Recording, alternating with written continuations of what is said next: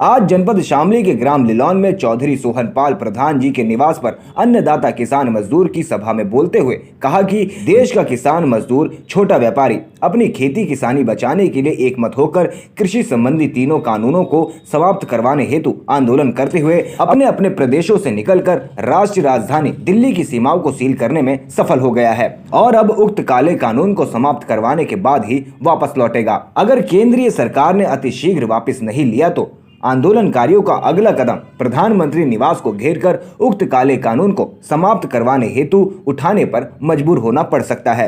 Rajiv Chaudhary 24 hours today news से। अभी मैं जिला शामली के गांव लिलौन में। आइए बात करते हैं यहाँ के किसानों को, इनकी क्या क्या मांगे आइए अब जानते हैं।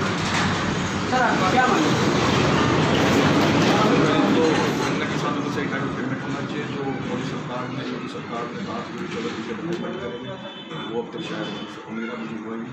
बहुत वर्ष से माननीय मंत्री जी हमारी शक्ति से उनसे भी उनका सही तरीके से पेमेंट हो और जो वितरण है।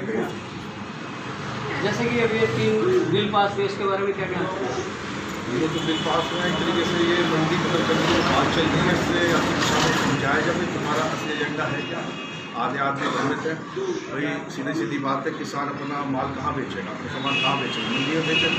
और जब मंडी नहीं रहेगी तो कौन रहेगा? किसान तो एक तरीके से मंडी कहीं जाए तो उनका बैंक है, उनका बैंक है। वो दिन में रात में यहाँ में शादी में संडे वाले दिन में जाते हैं। तो इस तरीके से लोगों ने एकदम कर दिया है। उसको थोड़ा सा ये होना चाहिए अपने पक्ष को साफ सुथरे तरीके से। ये बात करते राजनीति में सर आप किसानों के प्रति क्या कहना चाहिए? देखिए भारतीय किसान देश की बात करता है और 2014 के बाद से देश की बात तो की जा रही, लेकिन काम किया जा रहा देश के विरोध में। देश है हिंदुस्तान है किसानों और मजदूर से, और किसानों और मजदूर 2014 से गरीब होता जा रहा है।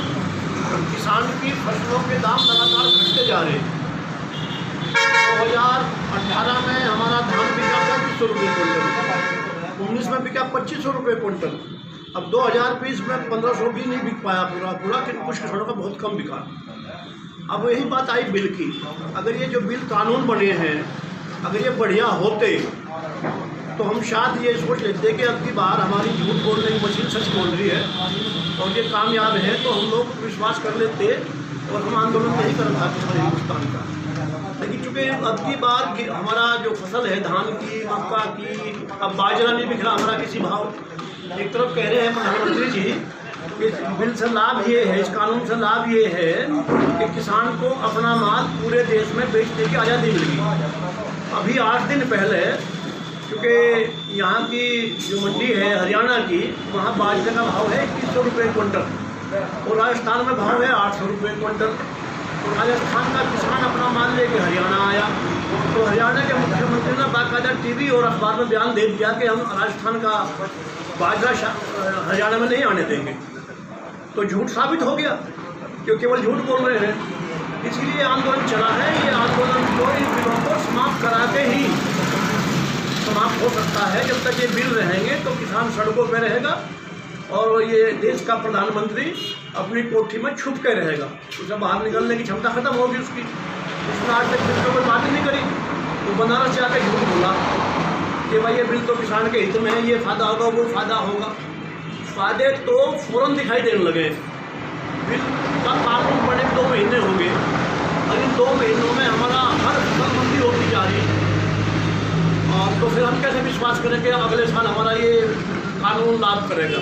ये तो कानून हानि का है। और मैं पूर्ण सहमत हूँ अपने छोटे भाई की बात से कि इनका मंडी को समाप्त करने का है।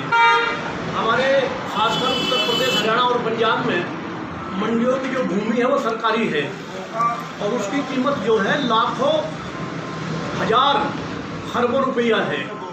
ये उस भूमि को अपने पूंजीपति साथियों को कह लो या माई बाप को कह लो फ्री में देना चाहते हैं पट्टी पे। मतलब देश की संपत्ति को लूटने का इनका सिलसिला चला हुआ है।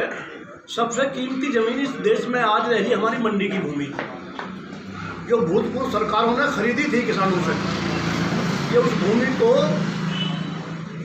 पट्टे देना चाहते हैं उद्योगपतियों को, और किसान मजदूर को तो ये गुलाम बनाना चाहते हैं, नौकरी पैसा बनाना चाहते हैं कि देश का किसान जो चौचरण सिंह जी ने किसान बनाया था वो पुनः मजदूर बन गया। भूमि तो ये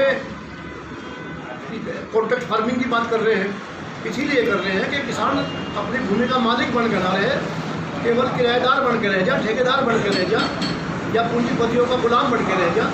तो देश का किसान अब उनको बर्दाश्त नहीं करेगा और कानूनों का समाप्त करके ही रखेगा। हमारा जो पहला कदम चालू है, अभी हम लगातार कई महीने तक संघर्ष करेंगे। हम चाहते हैं हमारे पहले कदम में ही विजय हो, और अगर पहले कदम में हमारी विजय नहीं हुई तो हम बॉर्डर छोड़ के और प्रधानमंत्री निवास को घेरेंगे, और हमें कोई ताकत इसकी रोक नहीं सकती किसान शक्ति को कि वो प्रधानमंत्री को मजबूर ना कर दे कि वो इन कानून को समाप्त करें। तो अभी हमने यहाँ के किसानों से बात की और आपने रूप में देखा, तो आप बने रहिए, देखते रहिए 24 आवर्स न्यूज़ में। राजीव निखिल मलिक।